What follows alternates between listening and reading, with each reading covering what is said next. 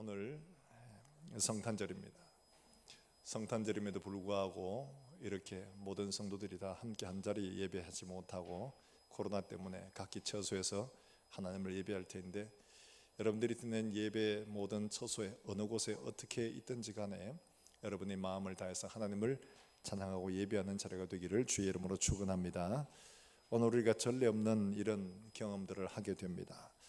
예상할 수도 없었고 뿐만 아니라 대비할 수도 없었던 이런 문제들을 우리가 만나게 되었죠. 눈에 보이지 않는 작은 바이러스 하나가 온 세상을 두렵게 하고 모든 일상들을 다 무너뜨리는 것을 우리가 경험하게 됩니다. 이 바이러스는 작은 바이러스로 정말 눈에 보이지도 않는 그런 미미한 존재들이지만 인간의 생명을 위협할 뿐만 아니라 우리의 모든 일상들까지도 다 멈추고 엉망이 되게 만들어 버렸죠. 이 현실입니다. 눈에 보이지 않는 미미한 존재, 어떻게 보면 스스로 의식이 있는 것도 아니고 무슨 계획을 하는 것도 아니고 무슨 대단한 능력을 가진 것도 아니에요. 그럼에도 불구하고 이 작은 바이러스 하나가 인간의 생명을 위협할 뿐만 아니라 모든 전 인류의 삶을 통째로 뒤집어 놓는 이런 일들을 벌이게 됩니다. 이런 문제를 보면 우리 인간이 정말 알지만은 또 모르고 있는 또 한 가지가 있죠. 바로 죄의 문제들입니다. 죄의 문제들은 이보다 더 심각하죠. 바이러스는 걸리는 사람도 있고 면역 있는 사람도 있을 수 있지만 이 죄의 문제는 어느 누구도 피하지 못하는 문제이기 때문에 그렇습니다. 모든 사람이 다 이 죄의 문제에 다 걸려있고 이 죄의 영향 아래서 피할 수가 없기 때문에 그렇습니다. 성경 우리에게 분명히 말합니다. 죄의 삭은 사망이요. 우리 모든 인생이 다 죽는데 그 이유가 질병이나 노화나 혹은 사고나 이런 것 때문에 죽는 것처럼 보이지만 실은 이 모든 원인이 죄 때문이다. 성경은 우리에게 선포해 주고 있습니다. 죄 때문에, 욕심 때문에 문제를 일으키고 사고를 일으키고 질병을 일으키고 노화가 일어나고 바로 이런 것 때문에 다 인생이 결국 죽는다. 육신의 생명이 끝나는 죽음으로 인생이 끝난다면야 뭐 이렇게 살거나 저렇게 살거나 이렇게 뭐 먹고 살거나 이렇게 집을 짓고 살거나 누구를 만나거나 이게 무슨 상관이 있겠습니까?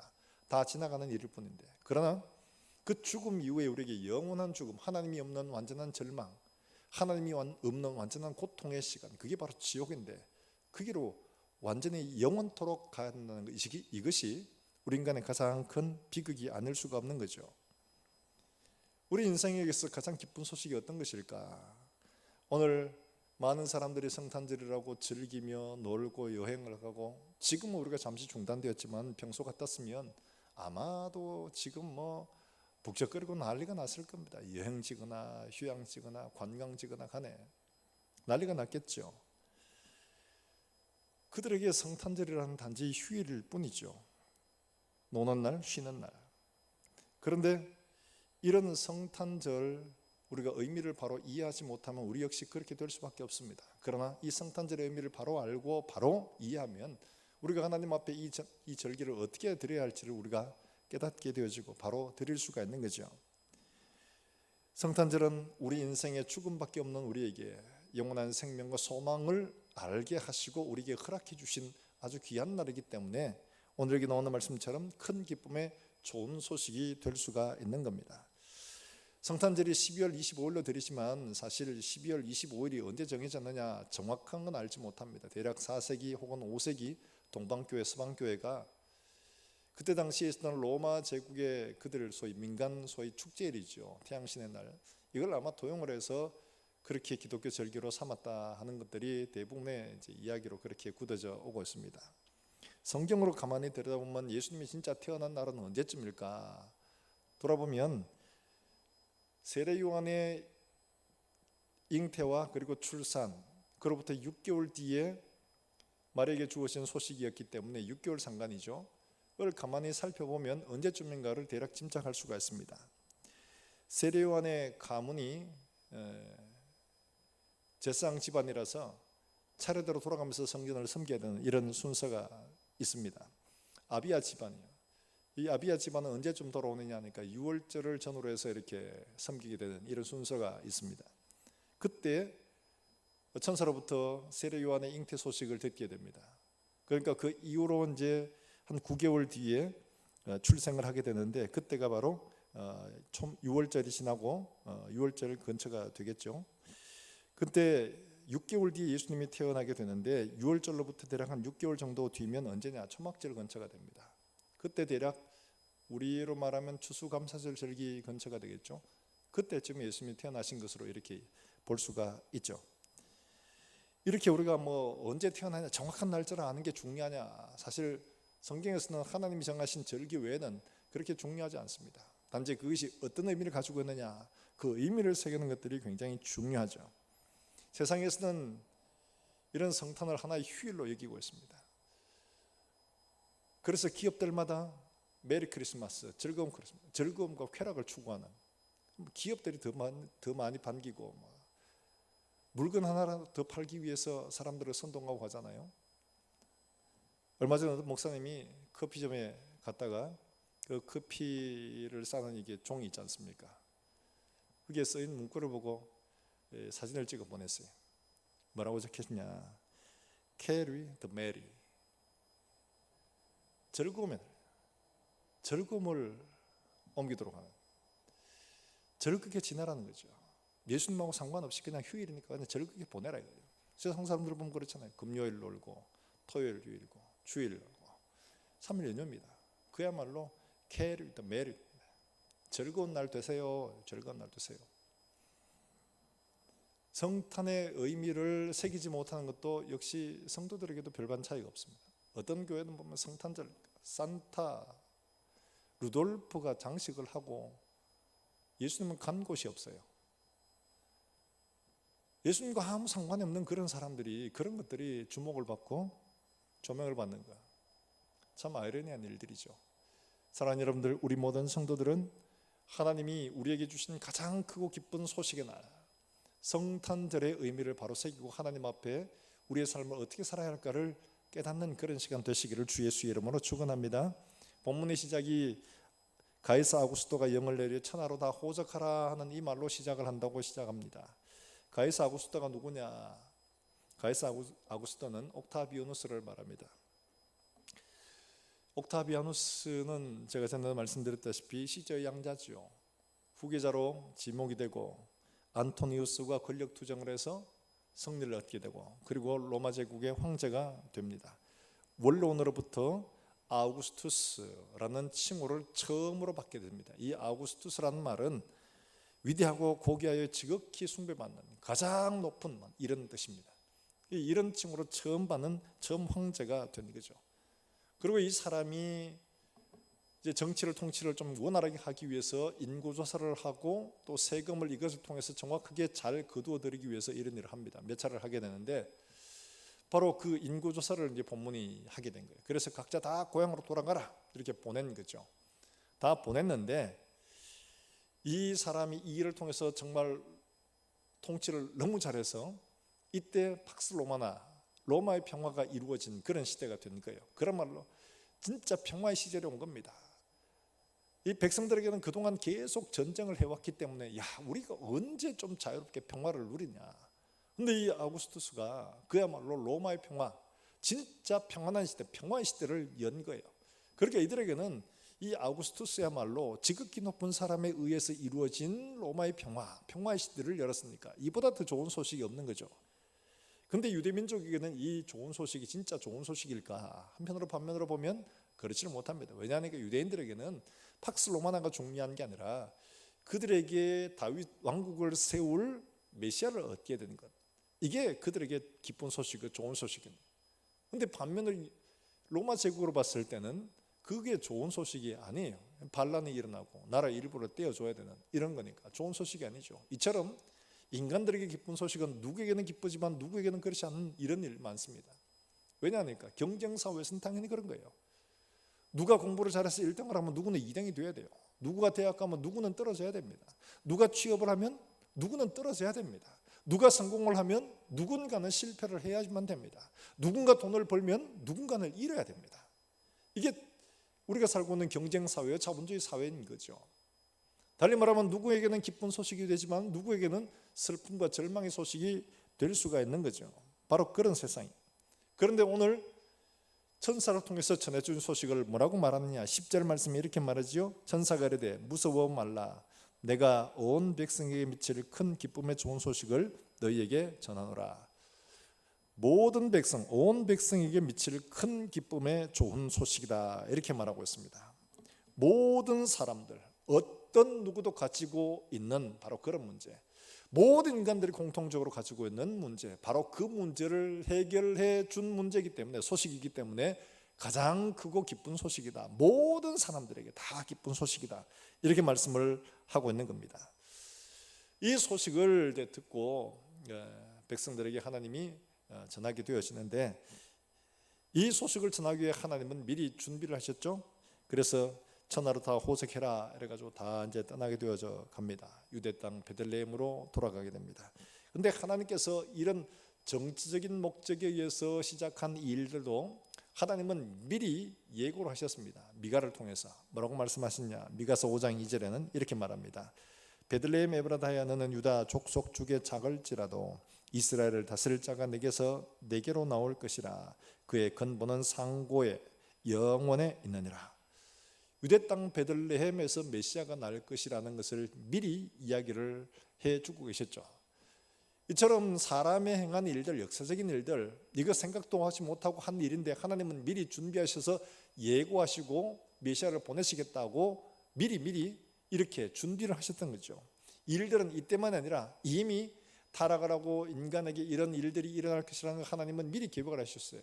그래서 아담과 하와에게도 말씀하셨죠.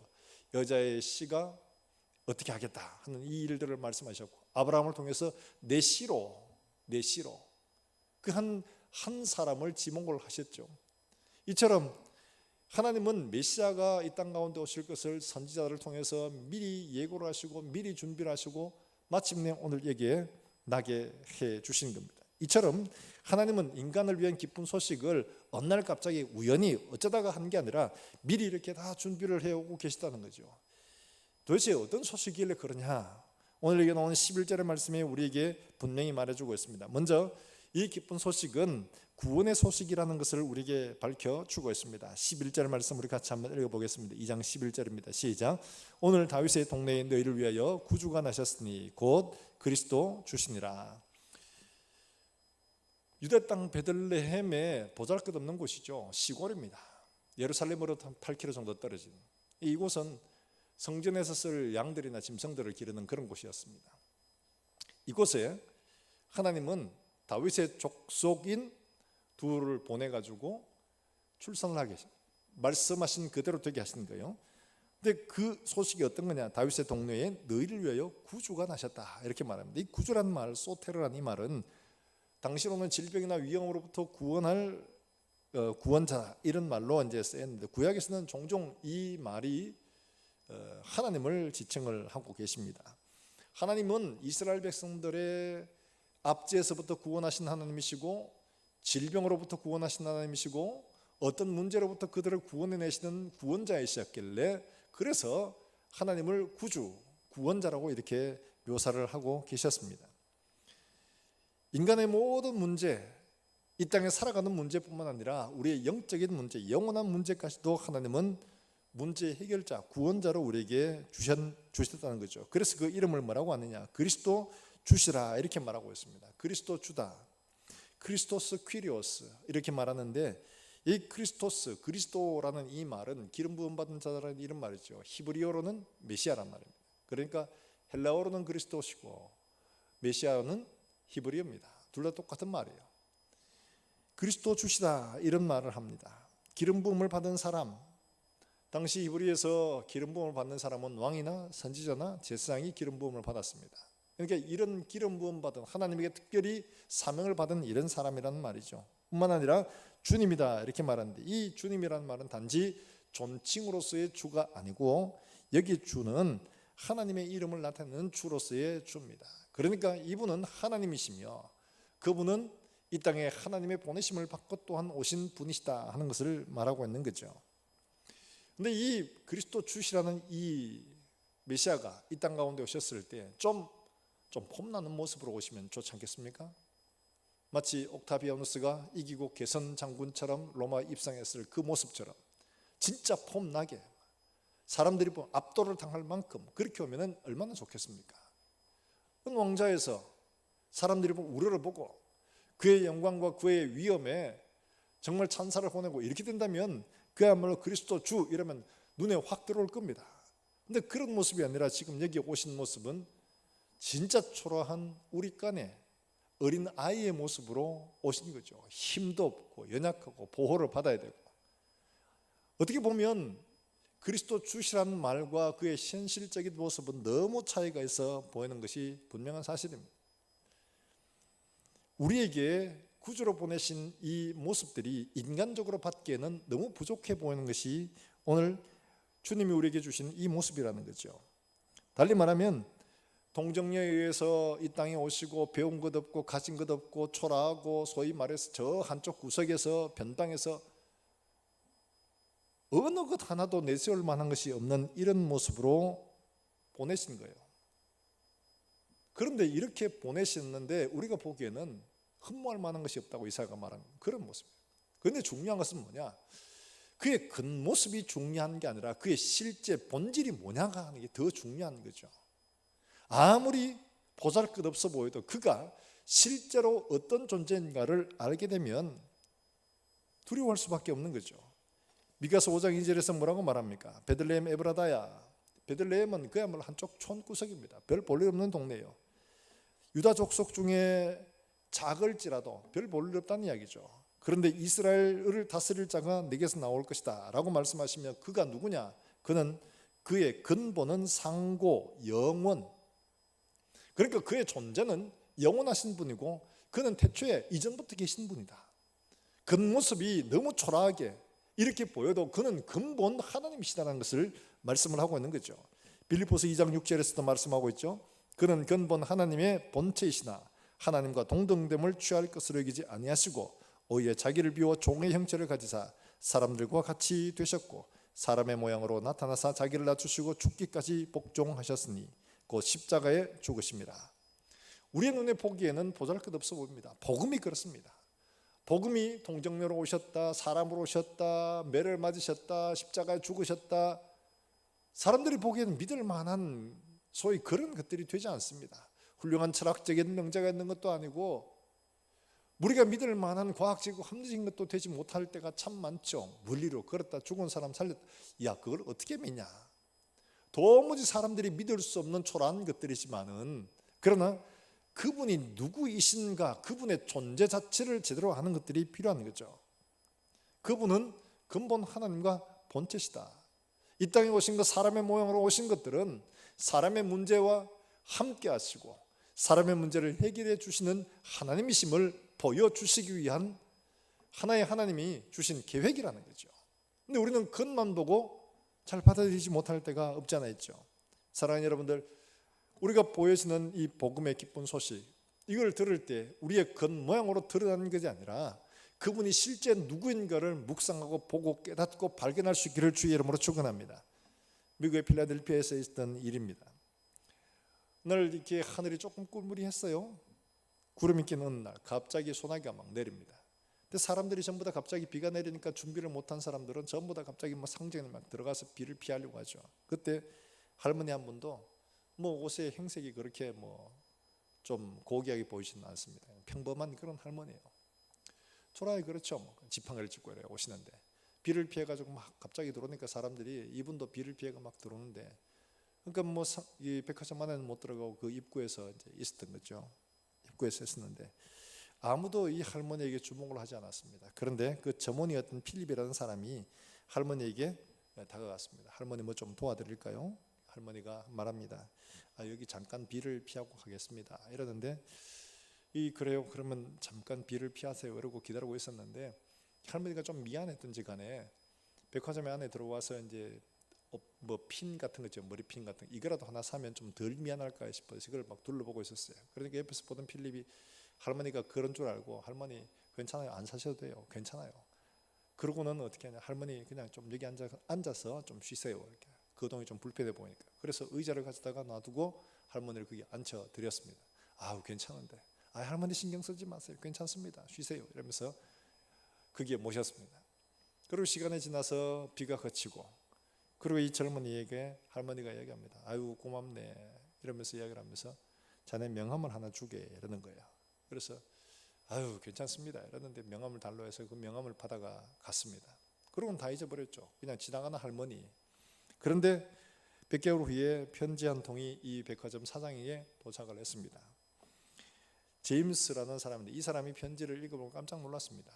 뭐라고 적혀 있느냐 하니까 필립이라는 사람을 스코틀랜드로 파견해서 그게 한 성인인데 그 성을 장식할 모든 용품들을 구매하도록 하겠다 이렇게 적혀 있었고, 뿐만 아니라 이 사람에게 얘기된 게 카네기의 그 회사들이죠. 카네기 회사에 쓸 모든 다음 분기에 쓸 뭐 사무용품 이런 것, 가구들뿐만 아니라 사무용품 이런 거를 다 구매하겠다 이런 거예요. 이 필립 이름으로 하겠다는 거예요. 깜짝 놀랐습니다. 계산을 해보니까 이 백화점의 2년치 순이익과 맞먹는, 그보다 넘는 그런 돈이었어요. 이 사람을 당장 이사로 추천을 해가지고 했죠. 이 사람 22살에 이미 백화점에 중력이 되어 있었고, 뿐만 아니라 자기가 돌봐준 이 사람, 이 노인 누구였냐니까 강철왕 카네기의 어머니였던 겁니다. 아무도 몰랐죠.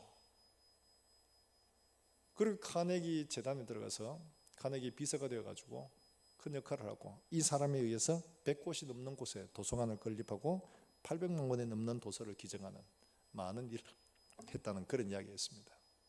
이야기를 보면서 그런 생각이 들었어요. 겉으로 보기에는 초라한 할머니, 별 볼 것 없는 할머니, 그 사람이 누군지 누가 알겠어요. 이름 써붙이고 다니는 것도 아닌데 그의 행색을 보고 다른 사람들은 전부 다 뭐라고 했냐, 그냥 비 피해 지나가는 할머니, 신경 안 써도 되는 할머니, 이런 할머니. 근데 이 사람의 진짜를 필립이 알고 그랬냐? 몰랐어요, 자기도.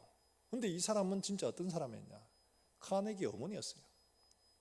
한 성을 장식하고 회사 전체에 필요한 사무용품을 다 구입하는, 그러고도 남을 수 있는 능력이 있는 사람이죠. 달리 말하면 우리가 믿는 예수 그리스도가 누구시냐를 바로 하는 것들은 대단히 중요합니다. 겉모습으로 인간들이 보기에는 도무지 이해하지 못할 일들을 할지라도 그분의 실체가 뭐냐, 그분은 영원하신 하나님, 모든 것들을 창조하신 창조의 근본 되시는 분이시라는, 이걸 제대로 이해하게 되면 하나님이 이분을 우리에게 보내주셨다는 이것보다 더 큰 소식이 없는 거예요. 더 기쁨이 없는 거죠. 이분을 우리에게 보내주셔가지고 우리의 문제를 해결하도록 하셨다, 이보다 더 기쁜 소식이 없는 거죠. 사랑하는 여러분들, 하나님이 우리에게 보내신 예수 그리스도는 창조주시며 구원자이시며 심판주가 되시는 줄로 믿으시기를 주의 이름으로 축원합니다. 우리 인간들이 보기에는 사람들의 멸시를 받고 조롱을 당하고 뿐만 아니라 십자가의 죽으심을 당하고 너무 험하게 보인다 할지라도 그의 살아나심으로 그가 하나님의 아들 되심을 모든 사람에게 다 증거해 보이셨습니다. 그리고 그 일들을 우리에게 증거로 주셨습니다. 그렇다면 우리에게 주신 이 예수 그리스도를 우리가 어떻게 믿어야 할까요? 구원자와 우리의 은혜를 베푸시는 하나님을 우리가 받고 이 기쁜 소식을 나만 아니라 또 다른 사람에게 전할 수 있는 그런 우리 모든 성도들이 될 수 있기를 주의 이름으로 축원합니다. 예수님이 없는 그리스도, 이 크리스마스가 바로 그거죠. 예수님이 없는 크리스마스가 아니라 예수님이 주인 되는 크리스마스, 예수님이 진짜 주인 되시는 성탄의 이날, 이 날을, 이 기쁜 소식을 다른 사람에게도 전할 수 있는 그런 날, 바로 그런 날이 이 날이 되기를 다시 한번 주의 이름으로 축원합니다. 뿐만 아니라 이 성탄의 기쁜 소식들이 오늘 여기 나오는 말씀의 10절에 보면 온 백성에게 미칠 큰 기쁨의 좋은 소식이라고 이렇게 말하고 있습니다. 모든 사람에게 미칠 좋은 소식이에요. 어느 누구도 이 소식이 기쁜 소식이 되지 않을 수가 없다는 말이죠. 그런데 이 소식을 입는 사람들, 진짜로 그 은혜를 입는 사람들이죠. 그 소식의 혜택을 입는 사람들은 모든 사람이냐? 그렇지 않더라는 거죠. 14절에 보니까 이런 말씀을 합니다. 같이 한번 읽어봅니다. 시작. 지극히 높은 곳에서는 하나님께 영광이요 땅에서는 하나님이 기뻐하신 사람들 중에 평화로다 하니라. 그러니까 이 기쁜 소식이 모든 사람에게 평화의 소식, 기쁨의 소식이 되는 것이 아니고 땅에서는 하나님이 기뻐하신 사람들 중에 평화의 소식이 된다라고 말씀을 하고 있습니다. 사랑하는 여러분들, 우리가 이 기쁜 소식을 모든 사람들이 다 기쁨으로 받아서 기쁨의 좋은 소식으로 받아들이는 것이 아니고, 이 소식을 기쁨으로 받는 사람들에게 하나님의 평강이 임하신다는 것을 말씀을 하고 있는 거죠. 그게 보면 하나님이 기뻐하시는 사람들이라고 하는데, 이 하나님이 기뻐하시는 사람들, 이걸 어떻게 이해를 하느냐에 따라서 조금의 해석이 달라집니다. 어떤 사람들은 이 구절을 해석을 하는 게 이렇게 해석을 합니다. 가장 높은 곳에서는 하나님께 영광, 땅에서는 평화, 사람들을 향하여는 선한 뜻, 이렇게. 그러니까 전적으로 이게 하나님 중심인 거죠. 그 다음에 소유격으로 해석을 하는 경우 우리 지금 번역과 같습니다. 이렇게 우리 성경같이 선한 뜻의 사람들, 기뻐하시는 사람들, 이렇게 되는 거죠. 그의 은혜가 임하는 사람들에게로 번역하는 이런 성경들도 있습니다. 달리 말하면 이 하나님의 평화는, 이 소식은 누구에게 전해지느냐 하니까 하나님이 기뻐하시는 사람들에게 하나님의 평화의 소식이 된다 하는 말이기도 하죠. 왜 모든 사람이 아니라 하나님이 기뻐하시는 사람들에게만 그런 소식이 되느냐? 여러분, 이 과정들을 보면 이미 그게 드러나고 있습니다. 왜냐하니까 마태복음 2장에 나오는 이야기를 보면 동방 박사들이 예물을 들고 예루살렘에 찾아옵니다. 그리고 묻습니다. 유대인의 왕으로 나신 이가 어디 있느냐? 이렇게 묻죠. 그렇게 예루살렘 온성이 발칵 뒤집힙니다. 소동하였다고 나오죠. 이 소동이 좋은 소식으로 소동이 아니고 난리가 난 겁니다. 왜냐하니까 눈에 보이는 헤롯이 있는데 헤롯 아닌, 그의 왕가가 아닌, 그의 자녀가 아닌 또 다른 왕이 있다고 하니까, 그 왕이 났다고 하니까 어떻게 됩니까? 헤롯은 굉장히 두려운 일이 아닐 수가 없는 거예요. 이거는 반드시 사생결단을 해야 될 문제예요. 그를 죽이든지 내가 죽든지 둘 중에 하나 문제지, 둘 다 공존할 수가 없는 문제거든요. 그러니까 어떻게 했냐? 이 헤롯과 그 당시 예루살렘 사람들에게는 기쁜 소식이 되지 못합니다. 그래서 어떻게 했습니까? 2살 이하로 다 죽이도록 명령하는 참혹한 일들을 벌이게 되죠. 동방박사나 베들레헴 목자들에게는 기쁨의 좋은 소식이 된 겁니다. 근데 헤롯이나 이 사람들에게는 재앙이 된 거예요. 재앙이. 왜 그랬냐? 그들은 이 예수님의 기쁜 소식을 제대로 알지 못하였기 때문에 그런 거예요. 육신의 눈으로만 보니까 예수님은 위협된 존재예요. 의인 제거해야 될 존재예요. 함께 할 수 없는 사람. 이 사람이 왕이 되면 나는 쫓겨나야 되는 거예요. 그러니까 함께 할 수 없는 존재가 된 거죠. 뒤이어서 나오는, 이제 본문에 계속 이어서 나오는 시므온과 안나라는 사람입니다. 이 사람들은 경건한 사람이라고, 이스라엘의 속량을 기다리는 사람이라고 말합니다. 그런데 이 사람들이 예수님께서 결례를 향하여 하기 위해서 예루살렘에 올라왔을 때 예수님을 안고 하나님을 찬송하는 장면들이 나옵니다. 달리 말하면 이렇게 경건하게 하나님을 기다리고 겸손하게 하나님의 은혜를 바라는 사람들에게는 가장 큰 기쁨의 좋은 소식이 되어지지만은, 그렇지 않고 인간적인 눈으로 예수를 바라보는 사람들에게는 결코 공존할 수 없는 재앙이 되는 것을 보여주고 있는 거죠. 그들의 기득권을 빼앗기고 주인됨을 스스로 내려놓아야 하는 그런 소식이 그들에게는 좋은 소식이 될 리가 없는 겁니다. 마치 이런 거죠. 옥타비아누스와 안토니우스가 둘이 싸웠는데 안토니우스가 패했습니다. 그럼 안토니우스의 지지자들은 어떻게 됩니까? 다 옥타비아누스의 승리 소식은 그야말로 재앙이 되죠. 얘 죽었다, 이렇게 되는 거죠. 그런데 이런 것처럼 육신의 쾌락을 쫓아가는 사람들에게는 예수님의 소식이 전혀 반가운 소식이 되지 않습니다. 왜냐하니까 거룩해야 되고 성별해야 되고 하나님을 주인으로 섬겨야 되는데, 여기 있는 이 사람들은 육신의 쾌락을 쫓아가고 세상에 내가 원하는 삶을 살아야 되는 사람들이기 때문에 하나님이 내 속에 왕이 된다, 이건 용납할 수가 없는 이야기죠. 육체의 쾌락을 쫓아 사는 사람인데 거룩하고 성별해야 된다, 이거 따라갈 수가 없는 이야기예요. 그래서 로마서 8장 7절에 뭐라고 말합니까? 이렇게 말하잖아요. 육신의 생각은 하나님과 원수가 되나니 이는 하나님의 법에 굴복하지 아니할 뿐 아니라 할 수도 없습니다. 육신의 생각으로 쫓아가는 사람들에게는 도무지 이 하나님이 전해주신 이 소식은 따라갈 수가 없는 소식이에요. 육신의 정욕을 포기해야지 되는데 이걸 포기를 못하니까 이 소식이 기쁜 소식이 될 수가 없었던 거죠. 하나님이 우리에게 기쁜 소식이 되는 것은 죄의 문제, 고난의 문제, 어려운 문제, 내 힘으로 될 수 없는 것, 인간의 한계와 절벽을 만난 사람에게는 도무지 내가 이걸 건너갈 수 없는데 이 문제를 해결할 수 있는 분이 누가 없느냐? 예수 그리스도가 이 문제를 해결할 수 있다는 것을 그의 삶을 통해서 발견한 사람들에게는 그야말로 기쁜 소식이 될 수밖에 없는 거죠. 이사야 66장 2절의 말씀에 이렇게 말씀하고 있습니다. 이사야 66장 2절 말씀을 한번 찾아볼까요? 하나님이 어떤 사람에게 은혜를 베푸시는가, 은혜 입는 사람은 도대체 누구인가를 우리에게 말씀을 해주고 계십니다. 이사야 66장 2절 말씀입니다. 우리 같이 한번 읽어보겠습니다. 나 여호와가 말하노라, 내 손이 이 모든 것을 지었으므로 그들이 생겼느니라. 무릇 마음이 가난하고 심령에 통회하며 내 말을 듣고 떠는 자 그 사람은 내가 돌보려니와. 여기 돌본다는 이 말, 나바트라는 이 말은 기본적으로 바라본다는 의미에서 주목해서 주시해서 그 사람에게 얼굴을 돌려 빤히 쳐다보는 바로 이런 말씀. 그러니까 하나님이 얼굴을 비추는 거죠. 긍휼을 베푸시는 걸 말합니다. 하나님은 어떤 사람에게 긍휼을 베푸시고 은혜를 베푸시는가, 그게 나오지 않습니까? 마음이 가난하고 심령이 통회하며 내 말을 듣고 떠는 자 그 사람. 하나님이 기뻐하시는 사람들은 어떤 사람이냐? 바로 이런 사람들이라는 거죠. 하나님의 은혜를 구하는 사람들은 바로 이와 같은 사람이에요.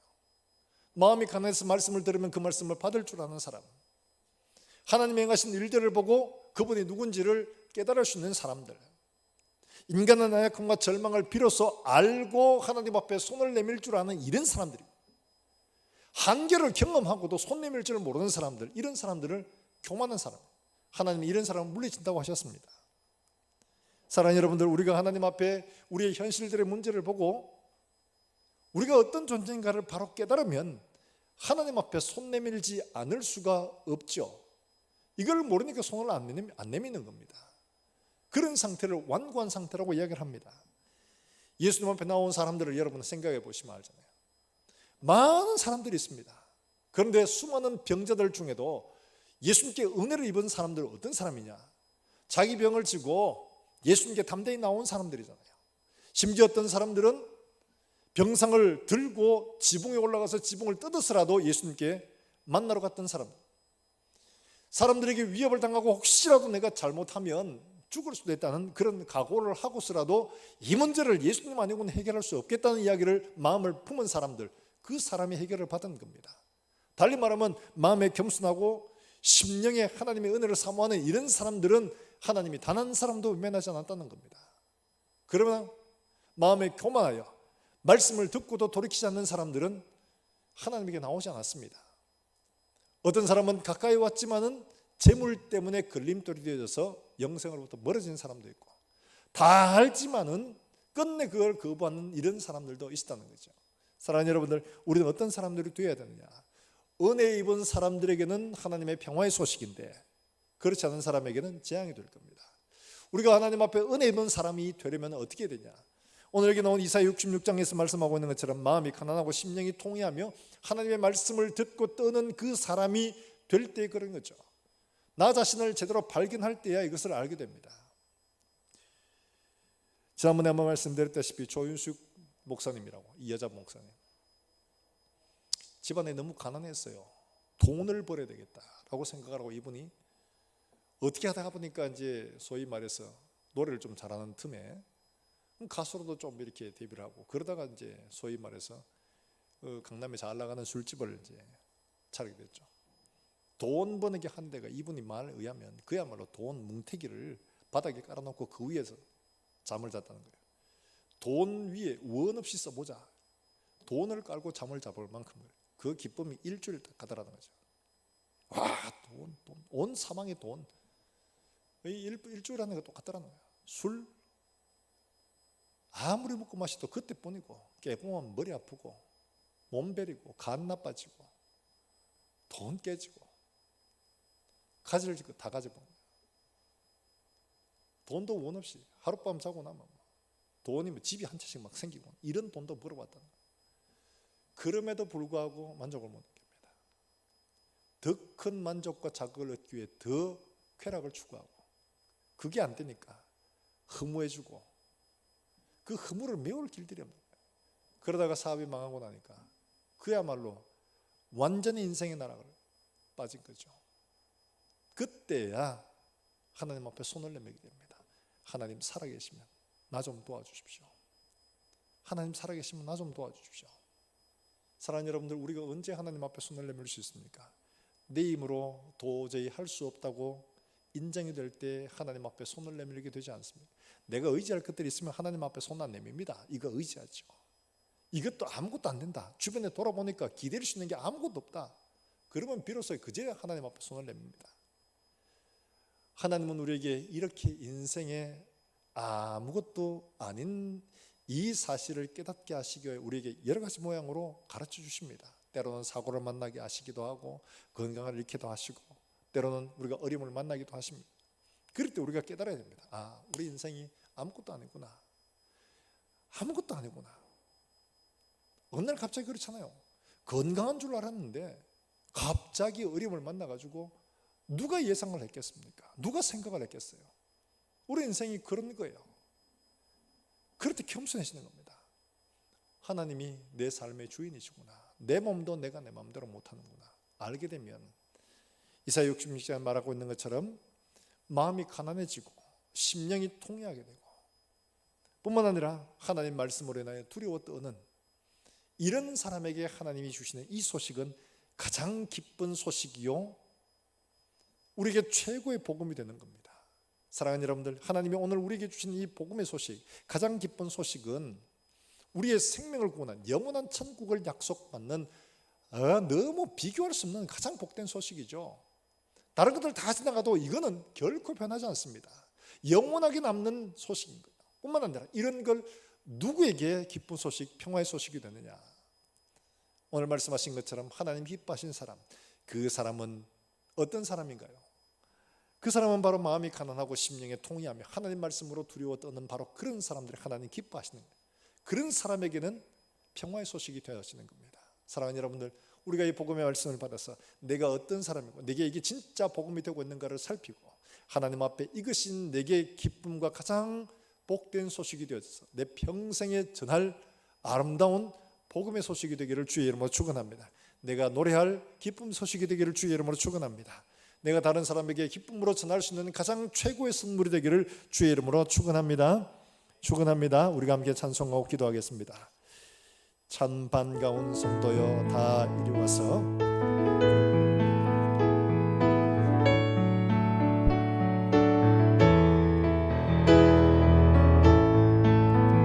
참 반가운 성도여 다 이리 와서 베들레헴 성 안에 가옵시다. 저 그의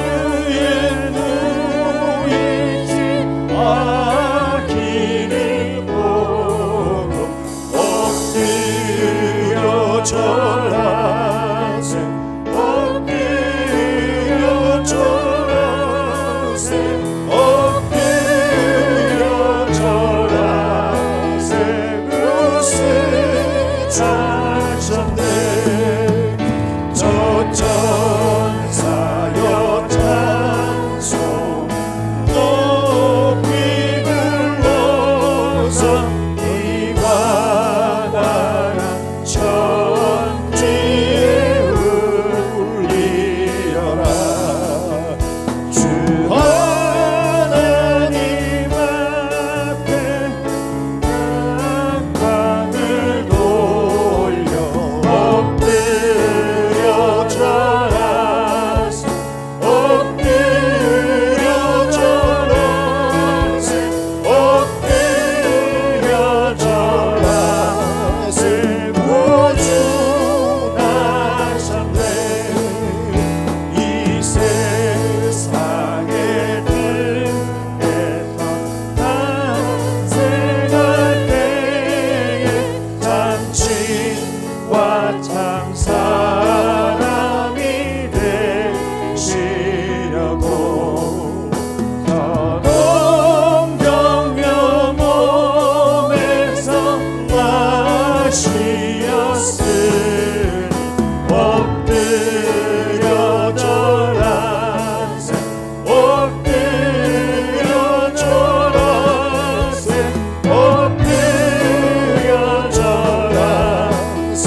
구주 나셨네. 여호와의 말씀이 여호와의 말씀이 육신을 입어 날 구원할 구주가 되셨다.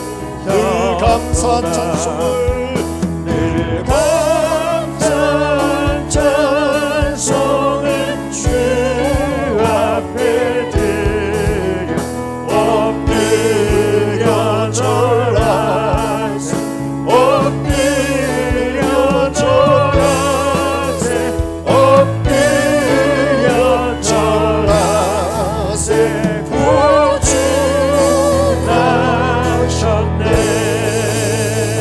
할렐루야.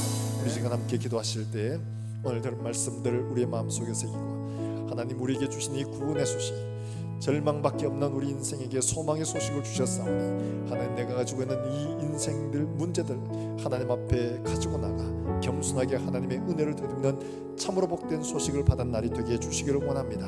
하나님 앞에 우리의 마음을 겸손하게 숙이고 하나님의 말씀을 인하여 두려워 떨며 우리가 애통하며 하나님 앞에 나아가 은혜의 소식, 기쁜 소식에 감사하며 경배하는 이런 우리 성도들이 되게 해주시기를 원합니다. 뿐만 아니라 이 기쁜 소식을 목자들에게처럼 우리가 가서 전파하고 사람들에게 널리 알리는 이런 삶을 살아낼 수 있도록 하나님 은혜를 베풀어 주시기를 원합니다. 우리에게 기쁘고 즐거운 쾌락의 날이 아니라 우리가 이 기쁜 소식을 세상 속에 전해야 할 사명을 받은 사람임을 기억하여 우리가 이 소식으로 인하여 기쁨을 세상 속에 전파할 수 있는 하나님의 사자로 살게 해주시기를 원합니다. 우리 다 같이 한 목소리 함께 결단하며 기도하겠습니다. 하나님 아버지 은혜를 감사합니다. 하나님 아버지 천사를 통하여 주신 이 놀라운 소식들 우리가 말씀을 통하여 받았사오니 우리에게도 하나님 아버지 같은 놀라운 은혜를 허락해 주셔서 기뻐하심을 입은 사람들 중에 일어난 평화의 소식들이 하나님 아버지 우리에게 소식이 되게 하시고 하나님 내 삶의 기쁜 소식이 되어져서 믿음의 증거들이 되게 하실 뿐만 아니라 이 소식을 하나님 아버지가 기쁨과 즐거움으로 누리며 즐기는 삶이 아니라 세상 속에 죽어가는 수많은 영혼들 소망 없는 자들에게 기쁜 소식으로 증거될 수 있도록 우리 입을 열어 전하게 하시고 우리의 삶을 보여 전할 수 있도록 주님 은혜를 베풀어 주시기를 간절히 원합니다. 교회 안에만 갇혀져 있는 복음이 아니라 세상으로 전파되는 복음이 되게 하시고 세상 사람들에게 보여주고 들려주고 읽혀지는 삶의 복음이 될 수 있도록 주님 은혜를 베풀어 주시기를 원합니다. 오늘도 하나님 아버지 수많은 영혼들이 삶의 문제로 허덕이며 고난 가운데 있습니다. 하나님 아버지 이들에게 주신 이 생명의 복음의 말씀이 기쁜 소식이 되게 하시고 소망의 말씀 우리를 회복시키시는 하나님의 능력의 말씀이 될 수 있게 하여 주시기를 원합니다. 하나님 아버지 말로만 전해지는 복음이 아니라 능력과 성령과 큰 확신의 말씀 우리에게 분명히 증거된 하나님의 살아계신 믿음의 증거들이 될 수 있도록 하나님 은혜를 베풀어 주시기를 간절히 원합니다. 온 교회가 이 기쁜 소식을 세상에 기쁨으로 전하는 우리 모든 성도들이 될 수 있도록 하나님 은혜를 베풀어 주시옵소서. 하나님 아버지 은혜를 감사합니다. 오늘 우리에게 주신 이 기쁜 성탄날 우리가 다시 한 번 더 주님께서 이 땅에 오신 그 귀한 일들을 다시 한번 말씀으로 새기게 하시고 우리가 여러 가지 많은 어려움 속에서도 이 기쁜 소식이 우리에게 참된 복음이 되어져서 우리의 삶을 회복시키고 다시 살리고 소망으로 충만한 삶이 될 수 있도록 하나님 은혜를 베풀어 주시기를 원합니다.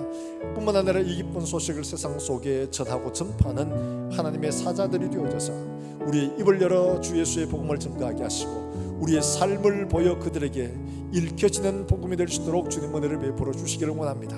행하는 곳곳들마다 예수 그리스도의 살아계심과 은혜의 복음 증가하는 종들의 삶이 될 수 있도록 주님 축복하여 주시옵소서. 오늘도 각지에서 하나님 앞에 예배하는 사랑하는 종들에게 은혜를 더하시고 마음을 드리는 사랑하는 종들의 심령을 받아주시고 그들 속에 하나님 고민과 슬픔과 고통의 문제를 주님 기억하여 주셔서 우리에게 참된 복음의 소식 말로만 아니라 능력과 성령과 큰 확신의 복음이 될 수 있도록 하나님 은혜를 베풀어 주시기를 간절히 원합니다. 이 기쁜 소식들을 우리 주변에 드나고 또 나타내 보여주는 우리 모든 성도들이 될 수 있게 하시고 이들이 하나님 앞에 감사하는 손길을 따라 하나님 아버지 이들에게 복을 주시고 생업과 가정에 손을 한 모든 일들마다 복이 되게 해주시기를 간절히 원합니다. 오늘 멀리서 주의 복음을 전하는 사랑하는 종들에게 은혜를 다하시고 그들에게 전파되어지는 놀라운 소식들이 하나님 생명의 복음이 될 수 있도록 하나님 은혜를 베풀어 주시옵소서. 질고로 고통받는 자들에게 하나님 기쁨의 좋은 소식이 되게 하시고 삶의 여러 가지 어려움대로 갈 길을 구하는 종들에게 하나님 이 말씀이 빛이 되게 해주시기를 원합니다. 우리의 삶을 인도하시는 하나님의 별이 될 수 있도록 주님 축복해 주시기를 원합니다. 또한 주간도 살며 하나님 아버지 거룩한 날 준비할 때 하나님 아버지 얼마 남지 않은 이 한 해도 하나님 앞에 말씀으로 순종하여 우리 모든 삶이 하나님이 받으심직한 아름다운 열매가 될 수 있도록 주님 축복해 주시옵소서. 살아계신 예수 그리스도의 이름으로 기도하옵나이다. 아멘. 교회 소식 전하겠습니다. 지금 뿐만 아니라 오는 주일 1월 3일까지 비대면 온라인 예배로 드리겠습니다. 여러분이 처소에서 예배할 때 미리 준비하시고 교회에 와서 예배하는 것과 똑같이 하나님 앞에 마음을 다해 하나님 앞에 드리실 수 있기를 주의 이름으로 축복합니다. 오는 주일도 비대면으로 예배를 드립니다. 그래서 헌금하실 분들은 아마 온라인으로 하실 수 있겠습니다. 기억하시고 여러분 문자로 보내신 대로 하시길 바랍니다. 뿐만 아니라 오는 수요일이지요. 12월 30일 수요 기도회는 바로 다음 날이 또 송구영신 예배가 있어서 송구영신 예배로 하나로 통합을 합니다. 그래서 12월 31일 송구영신 예배 때 여러분과 다시 뵙도록 그렇게 하겠습니다. 우리 다 일어나셔서 함께 찬양하겠습니다.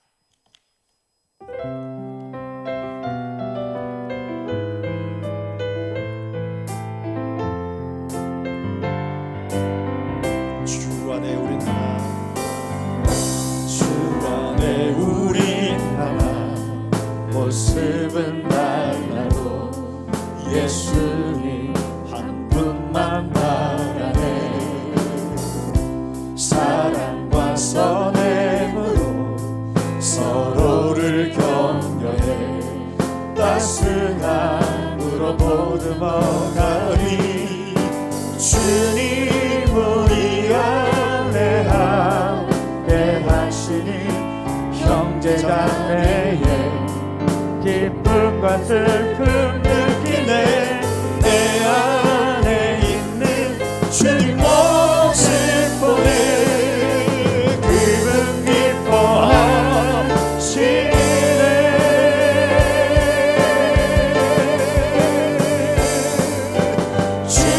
주님을 통해 계획하시니 부족한 입술로 찬양하게 하시니.